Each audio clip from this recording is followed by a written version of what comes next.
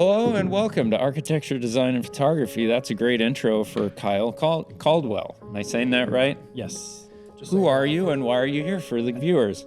And for kind of me. I think just audio-wise, I think your laptop or something back here. There's a bit of echo, but these won't pick it up. So yeah, I am an architectural interiors photographer. You're familiar with that type of genre? A little bit. just a wee bit. Yeah, a little bit. And just up here enjoying a few days in Portland. Were you up here shooting, working, or just enjoying yourself? Shooting for myself and also, helping with a little bit of an install. Oh, cool. Art pieces or what? No, my girlfriend is an interior designer. Oh, okay. So she's got a project up here. Oh, built-in client. We're, Hey, you got to work some angles. You got to figure it out, See, my wife is a physical therapist, so she just paid for everything directly.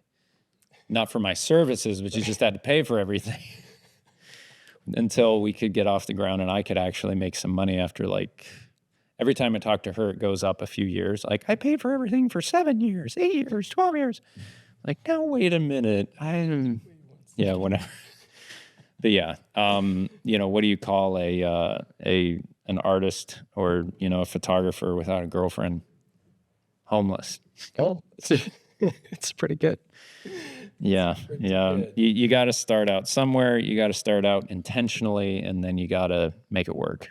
And if you can do that, you'll be highly rewarded eventually. But that initial thing is where everyone's going to laugh at you and be like, you're not going to be able to make a living doing this. Or maybe today it's different, but yeah. No, I think there's still a curve for sure. Yeah. Yeah. Creative. Turn that speaker on. Yeah, creative. Back to my head. Yeah, I meant to. Yeah. We'll see. If not, it's no big deal. So, where are you based out of? So I'm in the Hudson Valley. So I live in Woodstock, New York. Yep. And then it's a great spot for me. I used to be outside of Boston. Yep. And then I lived in Rhode Island for a while too. There must be a lot of good projects up there just from Manhattan and whatever. Yeah. So I still maintain clientele out here and over obviously New York, New Jersey, Connecticut. Mm-hmm. But yeah, it's beautiful. I love it up there. It's a lot of those folks used to live in the city. So there's been this gradual, obviously over COVID, I'm sure you guys also got a bump too. There was a lot of people that moved up there, but our property values in Maine have been massacred. Yeah. Thanks a lot, New York, Boston.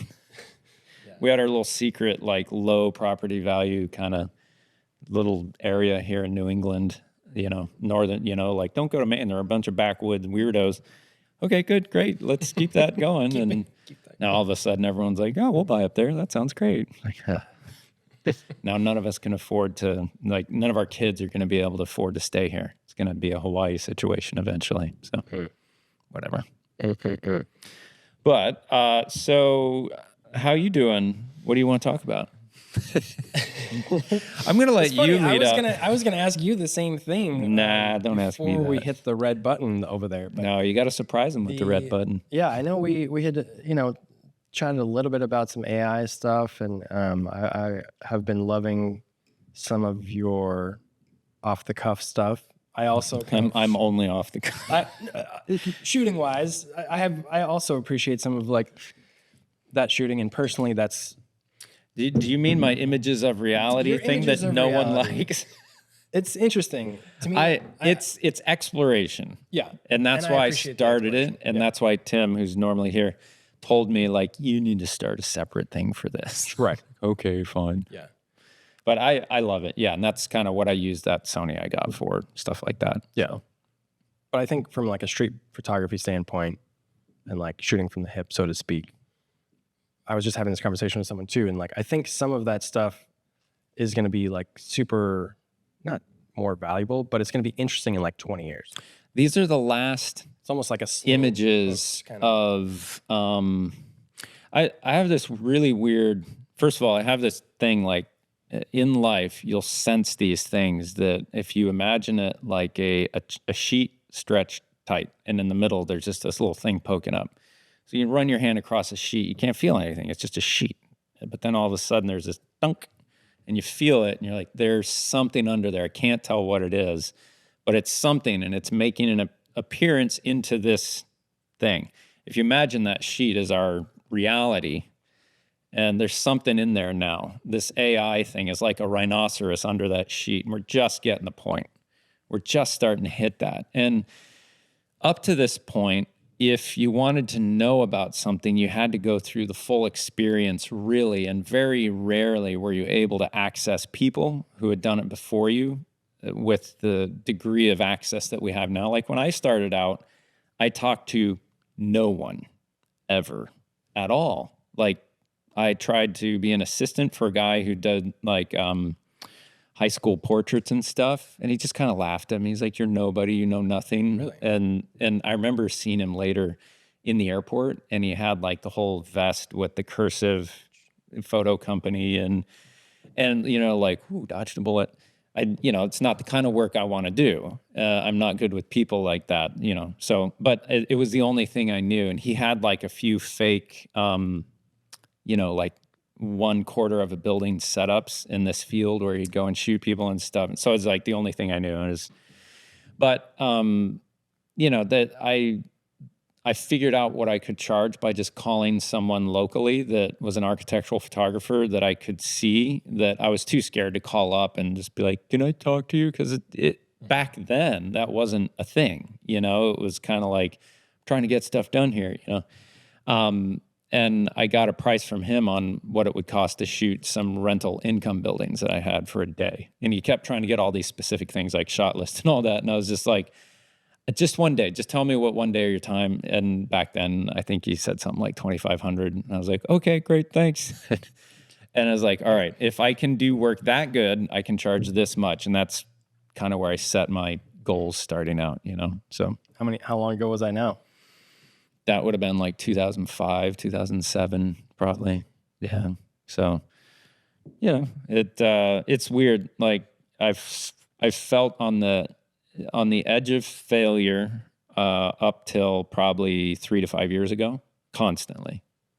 Always like that anxiety of, is this actually a living? Can I keep doing this? And when does the gravy train shut off? You know, like there's always that worry of being creatively self-employed is a very difficult way to exist without a lot of anxiety. But the other option is to hate your life. So pick one, you know. Do you want to sit in a cubicle, you know, and just spend all day Saturday, all day Sunday thinking about how much you don't want to go sit in that cubicle for 5 days straight? Or, you know, do you want the anxiety of, I don't know when this great thing that I get to do ends, right? Yeah. And then when you make it into there, like, oh my goodness, I can't believe I'm escaping the cubicle or the pallet factory or the chicken factory or whatever, and I'm making a living at doing this, then your focus becomes, how do I keep this from not ending? And then the third version of that is, oh my goodness, I don't get any emotional return from this anymore because I know exactly what I'm doing because I've done it so much, which is the next weird thing that is the whole reason I have these kind of cameras. The odd thing is that you get to a point where you've done it enough to where you've mapped it into your consciousness and you've kind of become a machine at what you're doing, and you can phone it in and you'll get good results that are consistent that clients love.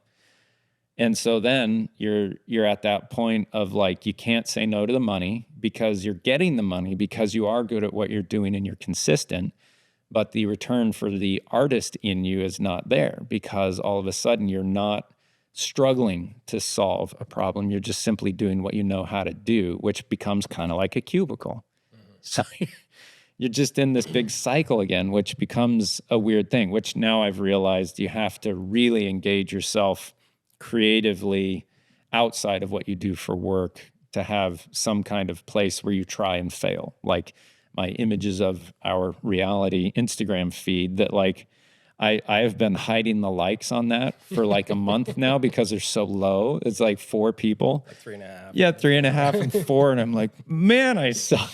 But it reintroduces all of this, like, what am I going to do to succeed? How am I going to do that? Which is kind of a good fire to continue to light under yourself in certain stages of your career. But you don't want to do that publicly once you got that gravy train rolling. Right. Yeah. So Yeah.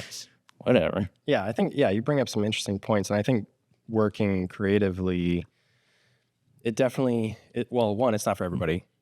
Some people can't hang. They can't literally swing from branch to branch. Well, They will just slide either right off, you're not creative enough to actually make problem to solution connect beautifully is concern one.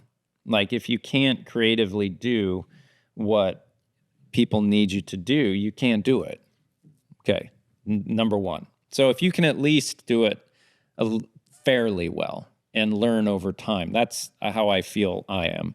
I'm not the most talented creative photographer ever, but I work really well in a highly regimented architectural situation. It's much harder for me, like these street shooters, finding the magic in that weird moment of lack of consistency and everything else that's harder for me. And that's that practice that I'm doing now that's not producing great results, but is very engaging. So that's great. But that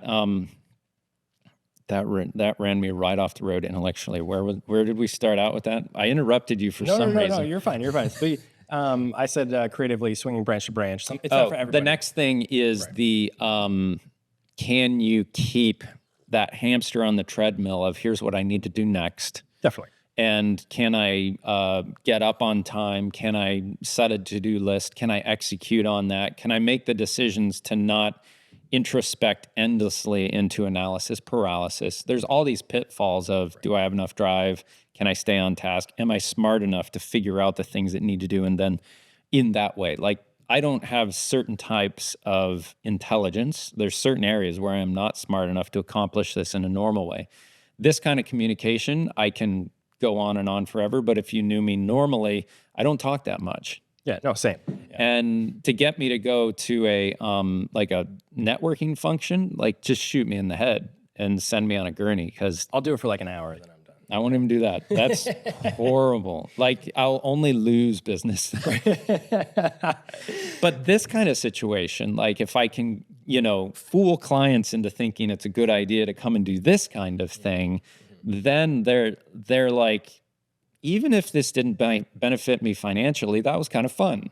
Like then you're creating relationships and like, all right, I'm kind of awkward to talk to on a normal level, but if we can talk about stuff that means something, then they're like, oh, okay, I get you. All right. And so then on the day of a shoot, they're kind of patting other people and say, don't worry, it's Don't ask them I know questions. it's okay. But yeah, that living as an entrepreneur in a creative sense is that really, really difficult water and oil mixture to try and figure out to be able to make a living at it. So you either need to be able to be both of those people in one person or find that spouse or significant other that balances you in some way. Yeah. But yeah, so I guess that's what I was saying is it's definitely not for everybody. And it's also finding that spark as you've been doing it for a long time, as myself too, but I've shot other genres. So I've kind of like landed where I'm at now doing interiors and architecture for like the last 10, but I've done other genres. You probably dabbled too. I would say starting out, a friend of mine, this actually was a reassuring thing. We'd give each other fake clients and then do an advertising campaign for the client. Spec. Yeah, like a garden hose company. Okay.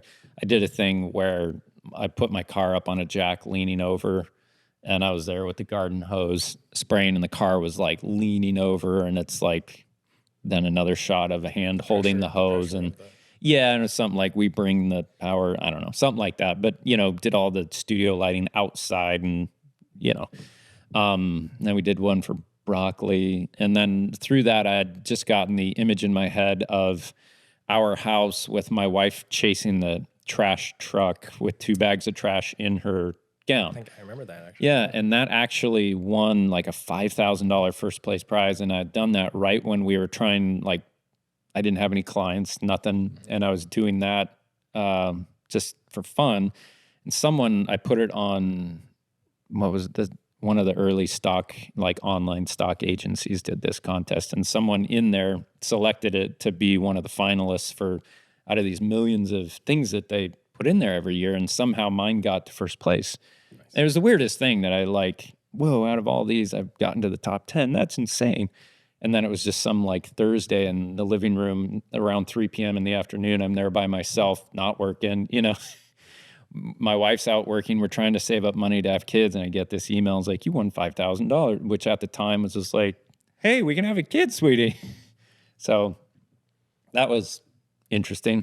But yeah, that starting out, we would do that kind of stuff, and then did some like location portraiture. And still today we do a lot of video of architecture, occasional location portraiture, and then like studio furniture kind of product, larger scale product, and then just, you know, architecture stuff, interiors, exteriors. So yeah, so there's definitely some overlap there. But I think it's important to be able to find, like, I like what you're doing, the side, we'll call it the side project.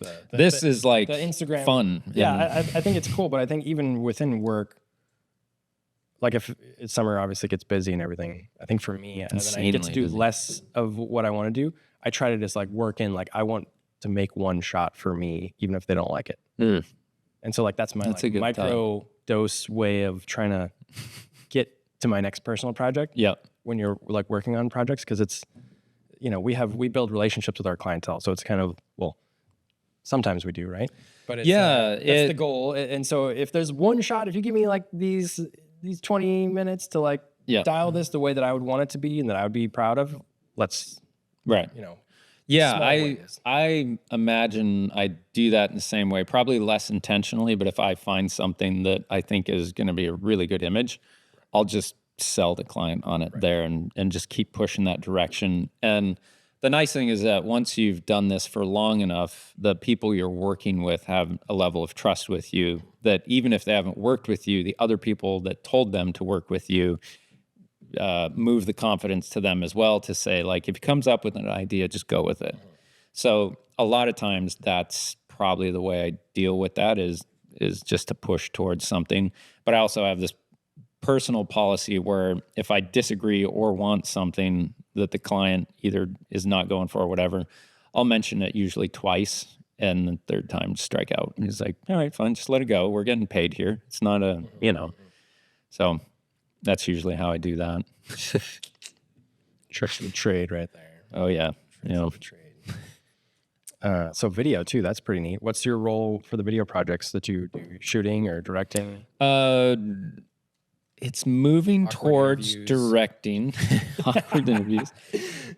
It's moving more towards directing, but my studio manager, retoucher, Tim, who's usually her, he's become really good at videography as well. So usually when we have a shoot now, I'll work as kind of DP, director of photography, and he'll run the camera and kind of finesse the different angles, compositions, and then do the post-production as well. And he does a really good job. So I think he's absorbed my compositional sense over working over hundreds of thousands of images by now, that he starts to see in the same way when he approaches video, which is really helpful. So yeah. And a lot of times when we do video, it's kind of like we have the still shoot going and the video portion of it just follows what we do in the still composition. So you're just adding a bit of lighting and sometimes camera movement,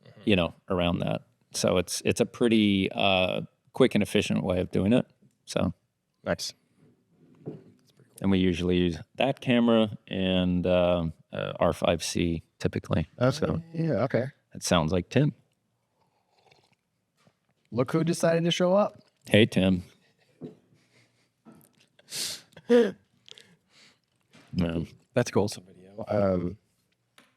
So for your personal stuff, whether it's that account or not, what type of things inspire you? I know that you Ugly things for some reason. I don't know why. But you have, you have this artistic nature about you, and obviously what you shoot, and what you shoot for hire, and what you don't shoot for, what you shoot for yourself. Yeah. And I'm just curious, like what at the So moment, you can like, pick what up is- on that, are you saying? Or are you asking me, you're making some weird choices. Like, What do you mean? What are you doing? No, I'm just not from a commercial standpoint, because that's for hire. So like Yep. we can be inspired. I totally get, like, we can be inspired and fall in love with the project or find the points that we like about it. But like for yourself, like what is some of my inspiring? biggest successes have been on the worst projects. Like, because clients will usually start out like, give them this one, you know, like, yeah, let's see if, and then if you hit a horrible one out of the park, then they're like, God, whoa, all right.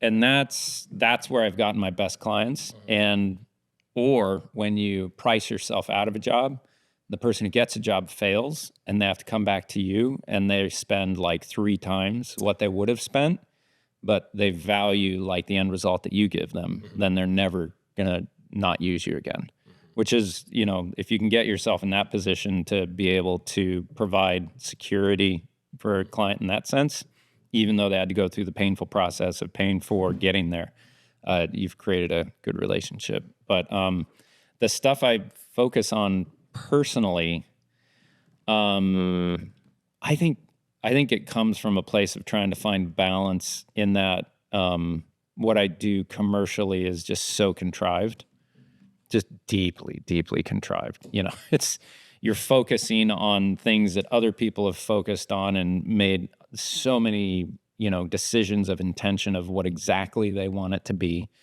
And then when we shoot it and then when we post-produce it, it gets even closer to imagination. Render, you know, yeah. sometimes.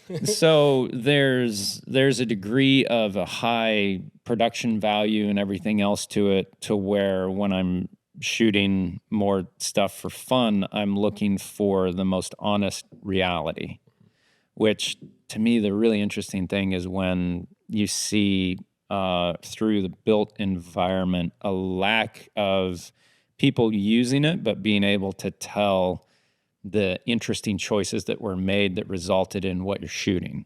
So, and it's also kind of a response to AI and all the production that can go on now to say, this is true. This is honest. This is true. It's not going to be much longer that you're going to be able to see this. For one, these places that, you know, we knew from the 90s, maybe 80s, are vanishing in the aesthetic that they once were. So they're harder to find and they're dying, and they're interesting to me in that sense because I experienced them at that age. And then to still see them around is, I don't know, it's odd. Some nostalgic there, I'm sure. Yeah, massively nostalgic. But then also there's this decay in it, which is not present in the stuff that I shoot typically. And it just tells you a lot about the times and the changing of times. But also to get that, no one would ever make this as AI. So it's true. There's something in there that's a response to, I don't want to overproduce this or even conceive it ahead of time. A lot of times the way I work is more so to come up with an idea and then go execute on that idea. In this, it's completely wandering. It's like a meditative practice. And when I can do it with a clean mind, if you will, that's when it becomes very immersive and you start to see things in the decisions of the built environment that aren't seen otherwise. You know, I can find humor visually in the remnants of the result of, in the results of decisions that people didn't think anyone was going to notice. That's the interesting kind of detail to me that does not translate into likes very well. Right. But it's really interesting. So to me, there's an actual call to artistry there to say, you can see something that no one else sees. It might not be something that a lot of other people relate to, but that's not the call to the artist to begin with. This is what you're burdened with. And if you don't express it, you're not responding to truth. And it doesn't necessarily need to be the most deep central truth that everyone can relate to. It's simply what you have. And if what you have and what you focus on and what you're interested in actually translates out into that, then great. But if you are trying to find something that you'll focus on because other people will appreciate it, you won't find what's actually there. So that's a weird one. So do you see these being something that is a gallery showing or something that somebody would want? It's going to take a real odd person to want to see that large. And I've made pitches around town here to be able to, what do they call it when you put the work up in a gallery? You control it, and there's an actual specific word for that. Not collate. Curate. To actually curate a few of the walls in some of the local businesses to say, like, I want to bring a print in here that's like 4x6, like a big old print. And it's maybe not going to be like a sunset with a pretty squirrel. It might be a dumpster behind a building, but it's going to be big, and people are going to stop and be like, what the heck? And it's going to be interesting, which is art, but it doesn't necessarily. So it's very hard to get people to buy into that. And I thought I had one business in town that would get it, but they haven't responded. It's early days. It's early days still, but that is an intention. It could be an intention. Oh, of course. And that's why I moved from this camera to this one. And now I'm realizing I just can't, like, I'll go somewhere and I'll specifically not take this because it's too big. So now I have that Sony, and I can just throw that in my bag around my shoulder, and I can have it with me, and I can, work with it. So nice. But I think it's a blast. What kind of stuff do you focus on when you're not being paid? I also like to wander and shoot. I don't have a great. Do you focus more on people or spaces or things or? The other day I was in the city, and I'm kind of working on a dusk series. Mm-hmm. So architectural, but also people. I would say, I'm drawing a blank on his name. There's a street photographer, Haas. I forget his first name. He did like these motion blur, almost painterly shots on film, obviously. And I'm kind of in my Haas phase where I'm like dragging the shutter. So it's great this has a neutral density filter because I can like just drag it and get some like a good little camera blur action going on. So yeah, I'm kind of into motion. I have like kind of a dusk series going on for more of architectural focused dusk stuff, but more rear window kind of, not voyeurism, but just kind of more raw. Mm-hmm. So, I have like a 3x4 print too of like, just some buildings, and you could see some people inside. You can see, some packages out front. It's our modern day rear window situation kind of, but yeah, they haven't been curated yet. I think I'm still calling, I'm still shooting, and I think at some point I need to get it curated because I'm not good at pairing back or making kind of selections that go together. Yeah, that's hard to have, especially when you're working in such a, you don't know what you're actually seeing yet. You're only drawn to it, and then it's kind of like, yeah, it's a hard thing because it's not universally perceptible like a food. You can just taste it, and it'll be some people's flavor, not other. Right. But in general, people will be able to say yuck or good, or they'll be like, well, I just don't like broccoli, so it's not my thing. I'm sure it's great, but yeah, that's. So I'm kind of doing that, and there's I'm in Woodstock, like I mentioned. So there's CPW over there, which is a Center for Photography, and so I'm gonna run some of those by, print some up, and just get a feel for.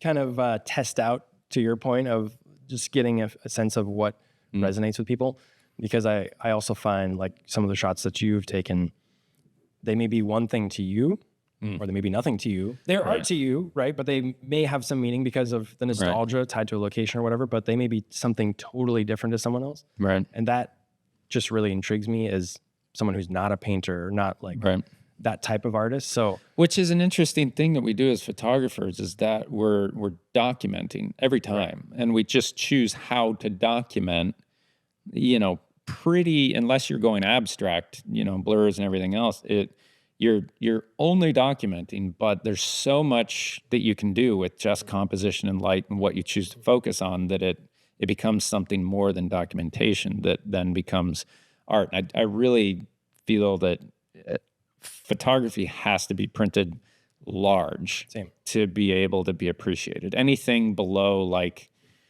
at least 11 by 17 still feels pretty small to me. Right. It's got to be at a scale that forces you to stop and be like, All right, I'll put my phone down. Right.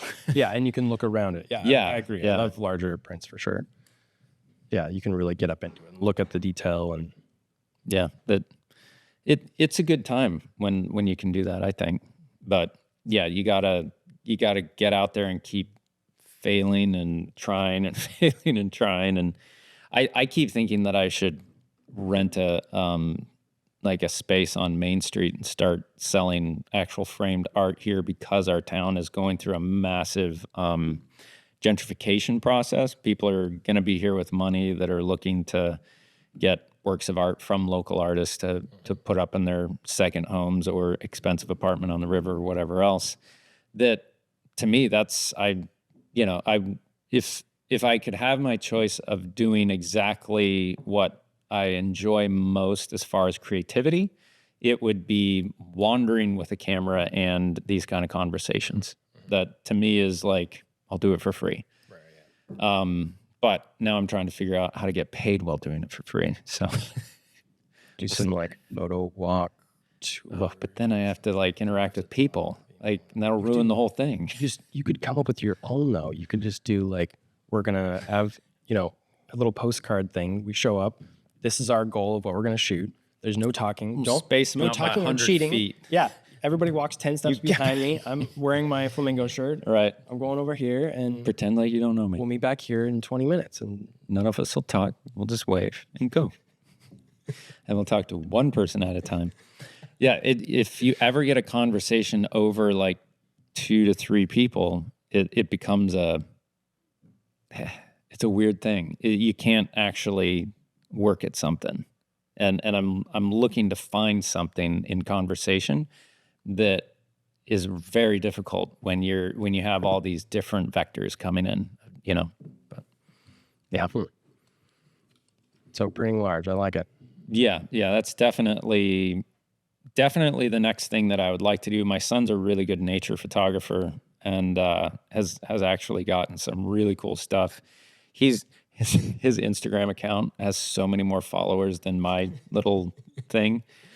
And it's so funny because I go from like well-respected architectural photography, people fly me places to take pictures, and my wife's always like, don't they have people there that know how to take pictures? To then like starting a second Instagram account at the same time as my son, and like 2 likes, 3 likes, 4 likes, and my son's getting like hundreds of likes, and all these people are following him because he's taking pictures of, he's good at it. And the things he's focusing on are like only great, It's not like, here's a building that's decaying. Right. Ooh.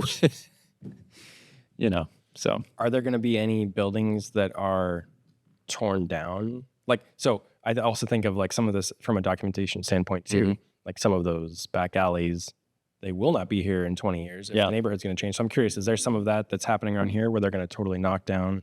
It's nice that they've kept. Oh yeah, a lot of them get torn down or have been torn down. The place where they put the Dunkin' Donuts over here used to be a really pretty old brick school, and they just took it out and popped up a little small box store.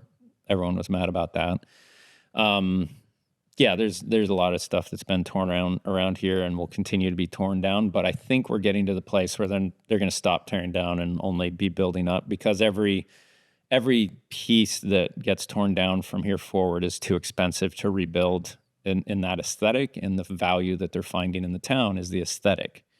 So I think it's really only going to be improving from here unless there's some catastrophic kind of, national depression or whatever. So, do you know about that brutalist building in Portland, that law school? I'm staying right over there, and I was walking around the neighborhood, and I came across it, and I was like, what is this building? So I did some research on it. And which street's it on? I think they said it was going to be taken down. It looks like almost like a watchtower or something. It's like a cylindrical thing with... That's probably a World War II thing. It's pretty old. Yeah, there's I'm not exactly sure what you're talking about, but there's a lot of World War II concrete bunker type things and watchtowers around Portland, because it was the closest working harbor to the European theater during World War II. Gotcha. So you can go out to like Peaks Island, Cliff Island, Cushing Island, and they have these big. That's obviously not the whole thing, but Well, that is not the World War II one. That is just a brutalist it's interesting. piece of architecture that's going to get taken down. Yeah. I was just curious if you knew anything about it. Yeah, no. I didn't look into it a whole lot, but we were just staying really close to it. I was like, wow, this is like, does not fit the neighborhood. And I think apparently there was a little bit of an uproar that it doesn't fit, and they kind of just want to, which makes sense. It's part of the history. I mean, someone got it through. Celebrate it. Paint it like brick. Yeah. Yeah, but there's really cool World War II ruins and stuff out on the islands that are super cool to go and see. There'd be some really cool photography out there too. I've never really, every time I go out there, I'm with my family and kids, so I'm not really paying attention to that. But the funny thing is when we drive across the country and back, usually in the winter, and every place we go, I'm wanting to get out and wander. And my family is always like, you're going so slow. And you have to walk slow to notice things. And it's so meditative for someone like me who's works visually to actually be able to slow down. And it's like you're communicating with the space in a sense. You're learning about it first by just kind of taking it in and noticing how they relate sidewalk to face of building to sign to lights to all of that stuff and what it means, why people made these choices, if they still value it. And there's kind of like a conversation that happens that you get to document with a camera showing what you understand about that environment that I think is artistic. And I guess that's what I'm out there doing. So what do you enjoy focusing on mostly with fun camera? The fun camera, yeah, like I said, to me it is. I do enjoy people, but not necessarily the portrait nature. But I think, yeah, like the stuff I was doing the other day was more motion, definitely more reminiscent of old film street photographer stuff, where the hustle and bustle. That was I was just in the city, but even if there's not people, I think it is, nice to kind of see some of the. Not urban development, but yeah, it does interest me. But I'm chasing the light, I would say, looking for compositions, maybe not always in the back alley. If the light takes me over there, or I will. I'm not like against it by any means. I love to, like you said, walk around. Like I'm all about that. Is there a method you have for finding interesting things to photograph? Because I feel like wherever I'm at, there's an interesting photograph, but I have a hard time seeing it. Hard time seeing it. That's interesting. But I'll say this: I drive a lot, and I will, I don't think there's a law against that, but I will drive while shooting sometimes for a memory. Oh, I do that all the time. But so if I stop, my family's just like, oh no. Yeah. So I'll circle back to a location, so I'll kind of document it that way too. But sometimes I like the driving stuff more, or if I'm not driving, passenger. But yeah, I think that there is. That's an interesting point. I do like, though, the challenge of capturing something, whether it's usually to me, it's just going tighter. Like if there's something that is like grandiose or that's been shot 5,000 different ways already or something, I like to find a way that it hasn't been shot. Like years ago, I went to Venice and, I literally brought my tilt shift glass and everything. I was shooting in Venice this March. So I was like shooting, beach, these California, miniature things and like doing just weird stuff that I hadn't seen of like a beach town or whatever, one of the Cinque Terres or something like that. So to me, there's always like a different way to capture it, whether somebody's going to appreciate it or not. Right. But I think just the generations over time seeing the same thing differently is a process of, what because I wonder like what the existence for people in their 20s is like these days. Like people that are in their early 20s that are like assistant or intern at a shoot. Only in the last 2 years have I heard for the first time comments of like, yeah, no, I don't think I'll ever be able to afford a house and stuff like that. Just the social environment, the cancel culture, left and right, polarization, all of that weighs into this now soup of where we're at being hyper connected. and everyone has a camera. There's a weirdness to that. I guess cancel culture would arise under a more observed and connected society. That makes sense. But but even though there is, I mean, because this is a common thing too, where there's a lot of people say there's a lot more cameras, there's a lot more media, there's a lot more need for it. But from a space perspective, like what you just mentioned too about finding the composition, to me that is still something that is no one still really gets that. everybody. Just just kind of there's a lot of bad uncomposed stuff. That is, it's all documented, but it's just not well. Isn't that what we've kind of done with our life with technology too? We don't live with that much more happiness, but we have far more technical capabilities and luxuries, but we don't seem to be that much happier. In the same way, we're like, we have all the photo capability in the world, but no one's really taking better pictures. I mean, it's kind of weird. If you give people everything they need, it doesn't necessarily... In getting what you need, you often lose the value of learning how you got somewhere to appreciate it. So it's... Well, yeah, I think I think newer generations, definitely. You grew up shooting film. Same. No, I never shot before digital. Okay. So yeah, I thought you did. Sorry. No, what do you think? I'm professional? Come on. Yeah, I couldn't be bothered with all that, like waiting around, like, I'm just gonna guess what this is. Yeah. I keep teasing Tim, like he got into shooting film, and I just want to slap people that use film. And not until I got this camera, why would you do something so stupid to limit yourself to a fixed lens camera? Is what I thought. Yeah, no, I love it. And then I started using it, and I was like, or this too, I mean, that style of... all of a sudden I'm like, oh no, I get it. I'm going to have to get into this. Yeah, it gives you... And so now I'm getting to the point where I'm like, oh no, am I going to start using film? Because you laugh at something first when you don't understand it. You think that's stupid because I don't understand it. And then as you start to interact with it, you get it. And so I might get into using film eventually, but right now I'm just lightly limiting myself with these rangefinder digital cameras. So yeah, no, it's a whole thing. Yeah, I mean, I did shoot film initially, and it was just that's exactly what it is. It's a lot of extra work. There is difference of gradation, grain, shadow, all that stuff, but it's a lot of work. And once you pull the shutter, it's just kind of extra money and there's more work. There's more work. There's more. So much more work. But I do like the idea of being kind of fixed. That's kind of how I learned, was on a 35 with a single lens. It's like that's all I had was one camera, one lens. What got you into photography and then into architecturally shooting specifically? I'll give you the short version, but I came across a camera that my mom used, like an old Miyama, I think, 35 millimeter, and I started using that preschool. In high school, I was definitely more into it. It's to shoot skateboarding and BMX and all that stuff. Quickly after that, after high school, well, even in high school, I started shooting for some of the local papers, doing some sports. Then after that, I got into weddings. But I've always kind of loved shooting.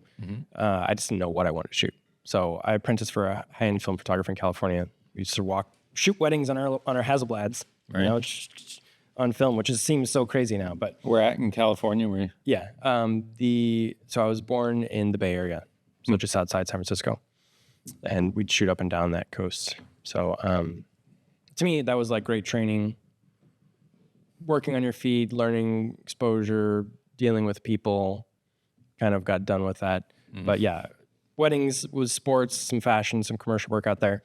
And then came out east, and that's when I gradually made the transition to more architecture. I got asked to do more product stuff. I got sent into places in New York City where it was like one product, this awesome custom bathtub or whatever. And I'm like walking through this whole place, and I'm just like, I want to shoot this whole place. I don't want to just do the product in here.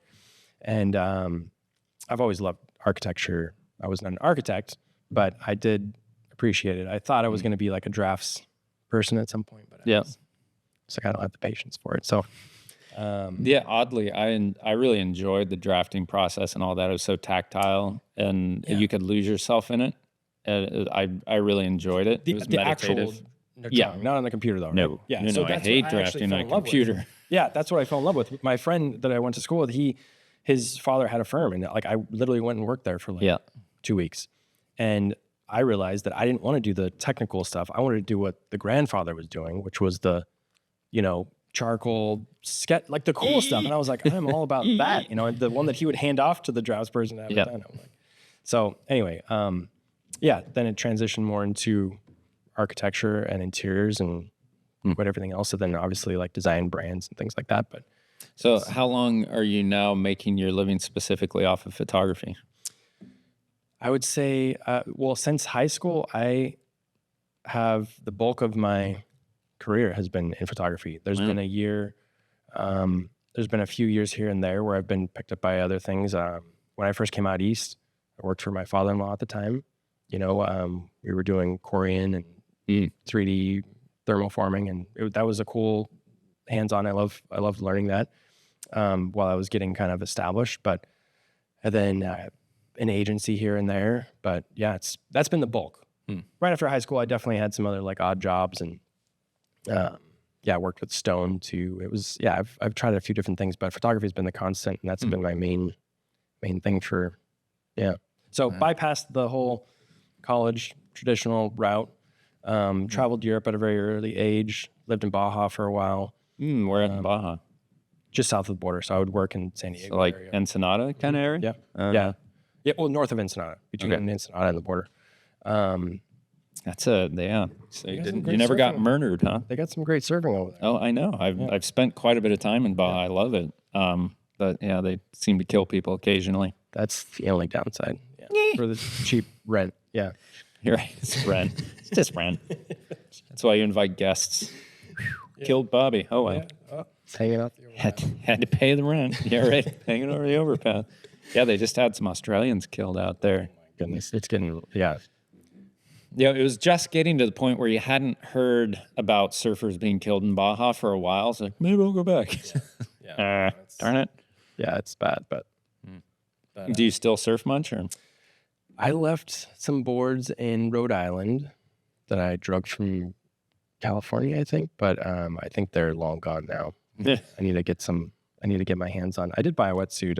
Was it last year? I'd like to get back into it. I'm a rust bucket of.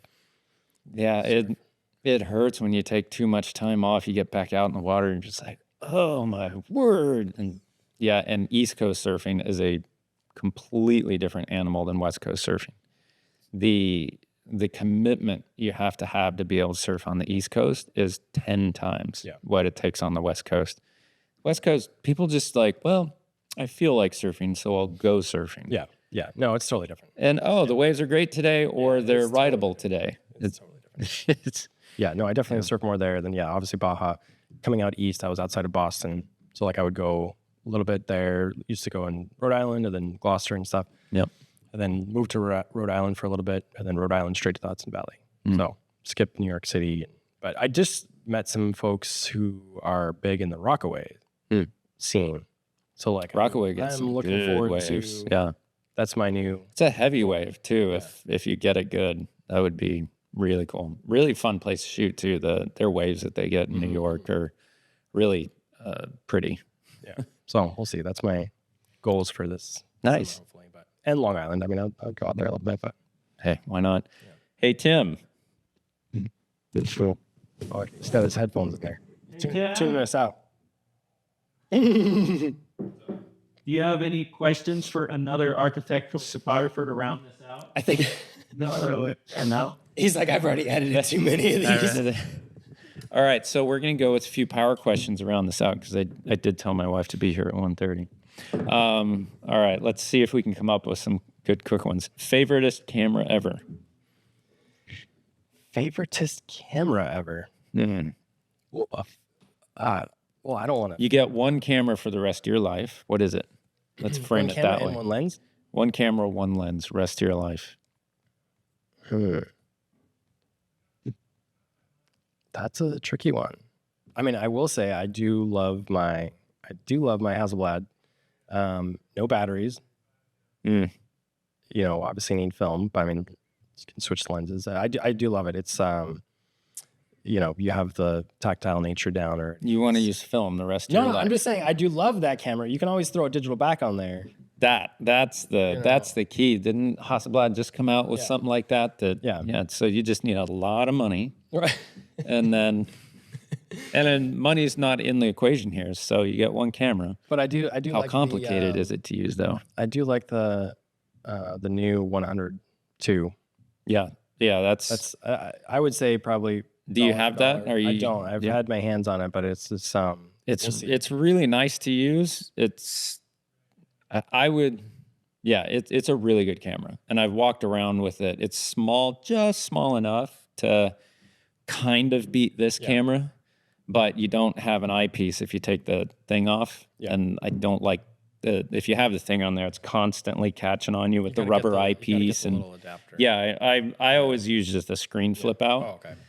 But yeah, the adapter, but that just makes it heavier and bigger. And, But yeah, that's a solid choice. I think I would probably go with that. I'm shooting that 100S, so I think that's going to be my upgrade hopefully in the next few months here. But I think that's, after using it, I definitely think the video is great. Yeah.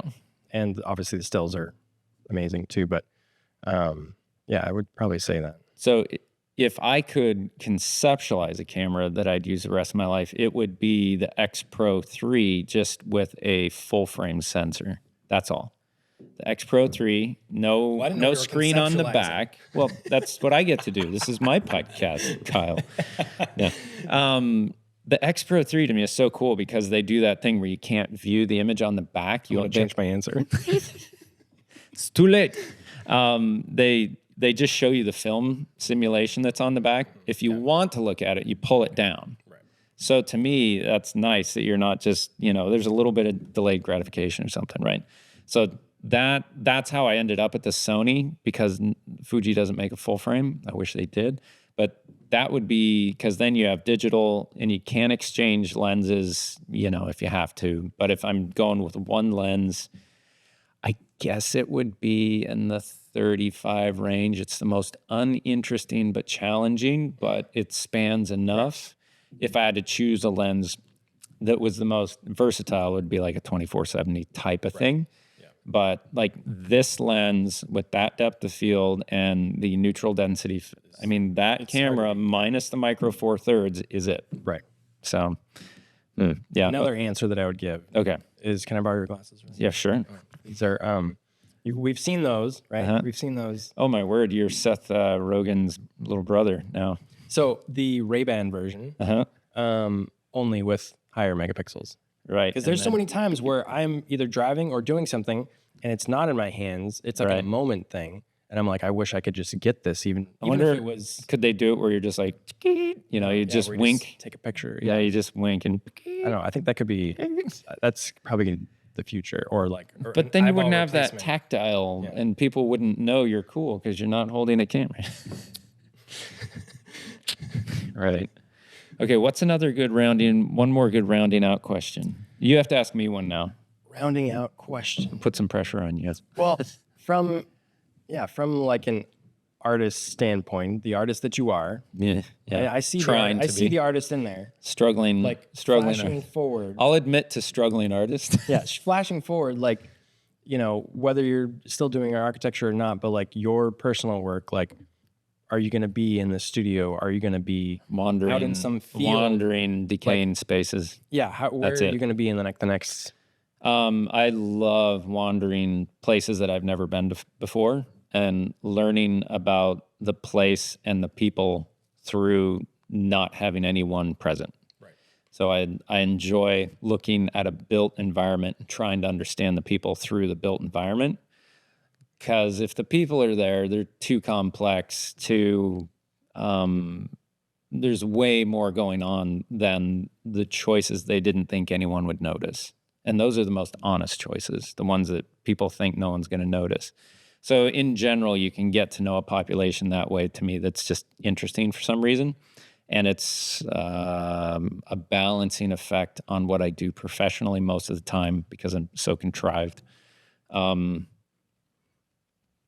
Yeah, and it's not just nature either. There's something about having a built environment where it's gone wrong in some sense, or it's lost value. There's something about seeing a place that's losing value that tells you about where currently the culture is going. Whereas if you're just looking at the new spaces, you can kind of just accept that these are great because they're new, but a lot of times they're not great. Like I'll generally try and buy older vehicles that have stood the test of time aesthetically, but usually first and foremost financially, that they are reliable. I hate being stuck somewhere that I can't get out of. But yeah, it would be wandering like distant small towns, the areas that people don't go a lot, harsh areas. The low-hanging fruit of perfect, beautiful things to me are just, sure, whatever, you know? Yeah. So you definitely appreciate design. Yeah. Oh, yeah. The built environment design, not creation, the design. Yeah. Yeah, and The human element. it's hard for me to appreciate most newer design in that most new design is struggling to appease people, not express some idea that might be controversial. So, you know,